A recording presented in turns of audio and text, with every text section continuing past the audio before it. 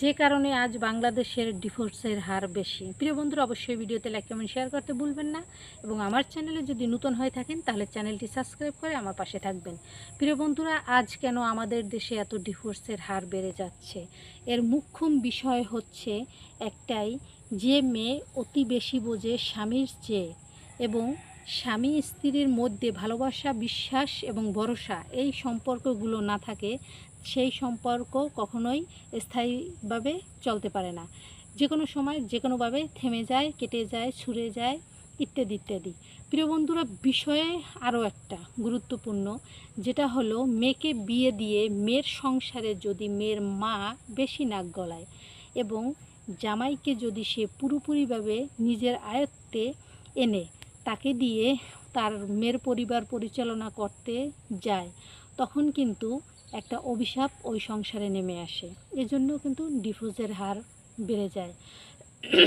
বাবা মা যখন একটা সন্তান তৈরি করে ছোটোবেলা থেকে, অবুঝ থেকে, তাকে শিক্ষা দেয় কিন্তু তাকে জ্ঞান দেয় না, তাকে শিক্ষা দেয় কিন্তু তাকে সুশিক্ষা দেয় না, তাকে শিক্ষা দেয় কিন্তু তাকে কোনো প্রকৃতির কোনো শিক্ষা দেয় না, তাকে শিক্ষা দেয় কিন্তু ধর্মীয় নিয়মনীতি তাকে শেখায় না, তাকে শিক্ষা দেয় প্রাতিষ্ঠানিক কিন্তু তাকে বাহ্যিক কোনো জ্ঞান ধারণ করার কোনো ক্ষমতা দেয় না।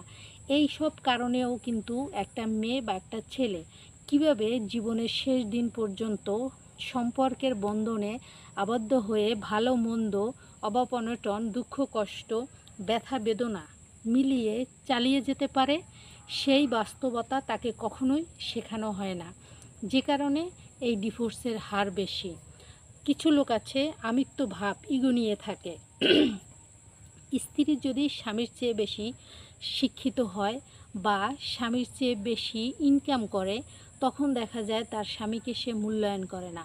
আবার কিছু স্বামী আছে যারা স্ত্রীকে কাজের লোকের মতন ব্যবহার করে, আচরণ করে, তাকে মনেই করে না সে যে তার অর্ধাঙ্গিনী, তাকে নিয়ে যে সে জান্নাতে বসবাস করতে পারবে বা জান্নাতের সে সহপাঠী, এইটা সে মোটেই তার মাথায় থাকে না।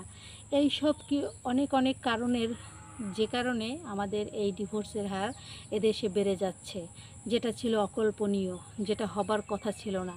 কারণ বাংলাদেশ এতই একটি মমতাময়ী দেশ, যেখানে মানে মা মাটি, সেখানে সম্পর্ক কেন ভাঙবে, কিন্তু তারপরেও ভেঙে যাচ্ছে। তাই সবার কাছে জোর অনুরোধ, সম্পর্ক টিকিয়ে রাখুন এবং টিকিয়ে রাখার জন্য যা করণীয় পজিটিভলি সেগুলো করুন।